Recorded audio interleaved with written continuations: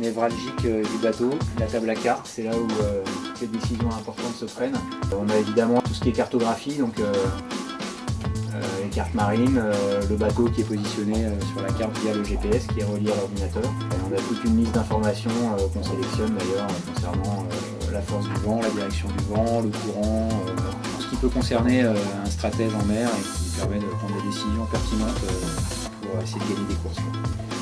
On a un téléphone satellite, ça s'appelle un Iridium qui est positionné ici et qui pareil est relié à l'ordinateur et qui nous permet d'aller charger des informations météo récentes, mettre à jour en fait en permanence la trajectoire et essayer de trouver le chemin le plus rapide pour aller à destination, notamment Saint-Barth. Ça permet aussi de faire de la phonie et donc d'appeler la maison parce que un téléphone portable c'est sympa mais dès qu'on est un petit peu au large ça marche plus. Donc on est obligé de se servir de ce genre d'engin. Alors ça coûte plus cher mais par contre c'est plus efficace, ça marche partout, quel que soit le temps et quelle que soit la distance par rapport à la côte. Donc là ensuite c'est le petit récepteur justement qui est relié à la télécommande que j'avais dans les mains tout à l'heure. Ça c'est un baromètre tout simple qui enregistre les variations de pression au fil du temps.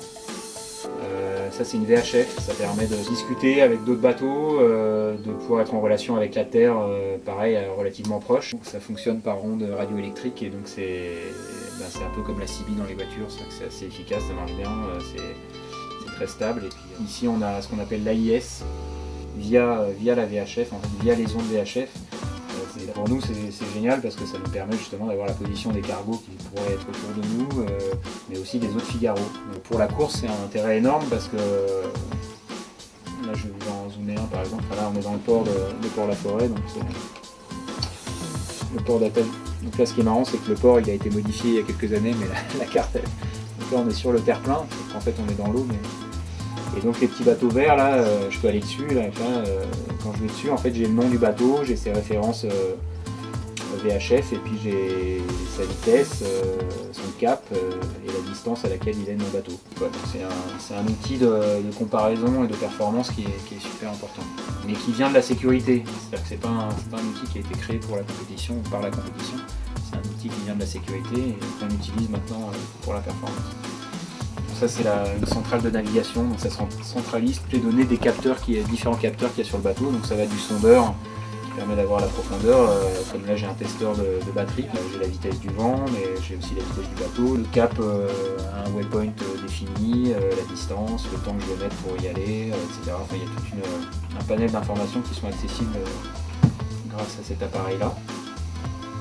Et puis ensuite j'ai une cigare comme dans ma voiture, ça c'est pratique pour charger toutes sortes de choses, et puis différentes alarmes qui sont aussi intéressantes en cas de problème. Ça c'est rien à voir, c'est un gris-gris. Je le touche comme ça de temps en temps sur le petit bout orange. Ma fille qui l'a fait. Moi aussi, gris-gris. J'ai des gris-gris un peu partout, là. J'ai une Sainte Vierge, je sais pas pourquoi. Un ami qui me l'a donné, donc j'ai accepté. Bon, je crois qu'on a fait le tour un petit peu du bateau, donc je vous donne rendez-vous le 6 avril pour le départ de la Transat FG2R avec Erwan Tabarly.